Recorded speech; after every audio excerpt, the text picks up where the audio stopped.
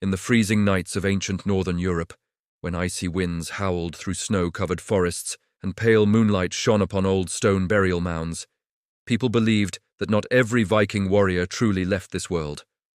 Some of them never found rest.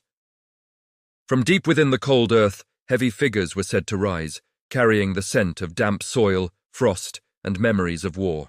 The ancient Scandinavians called them by a name that sent chills through anyone who heard it. Draugr, the guardians of death. Draugr were nothing like the modern images of the undead. In Norse legend, they were fallen warriors whose spirits refused to leave their bodies.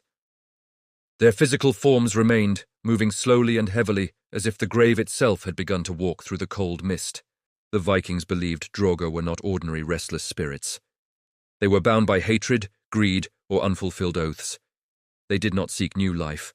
They sought only to keep what once belonged to them: power, treasure, and memories of battle. The legends of Draugr did not appear by chance. They were recorded in many ancient Icelandic sagas and passed down through generations of Scandinavian folklore. To the Norse people, Draugr were not distant myths. They were a fear that existed alongside daily life, lingering in coastal villages, frozen forests, and ancient burial mounds. It was believed that not everyone who died could rest in peace. Those who left the world filled with anger, jealousy, resentment, or an overwhelming desire for power were trapped between two realms. Their souls could not separate from their bodies, and this attachment gave birth to the Draugr. Especially dangerous were former Viking leaders, wealthy warriors, or those buried with gold, weapons, and valuable items.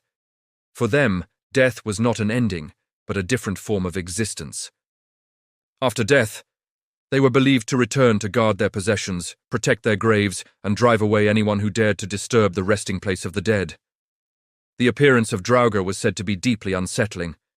Their skin was described as ash-grey or pale blue, cold like stone frozen in ice.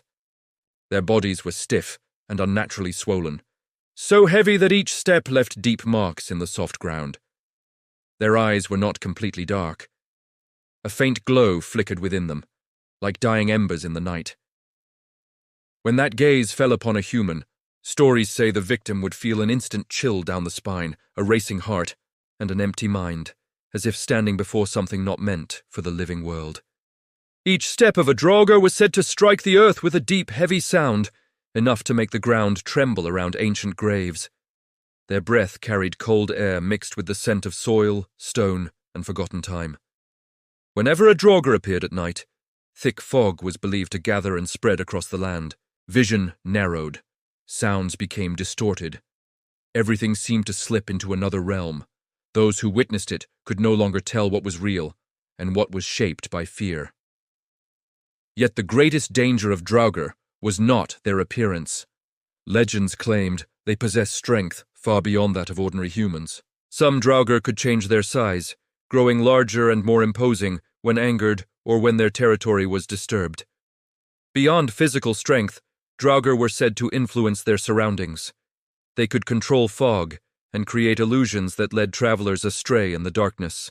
Many tales tell of those who approached Draugr burial sites, later suffering from heavy, unsettling dreams, as if the presence still watched them long after daylight returned.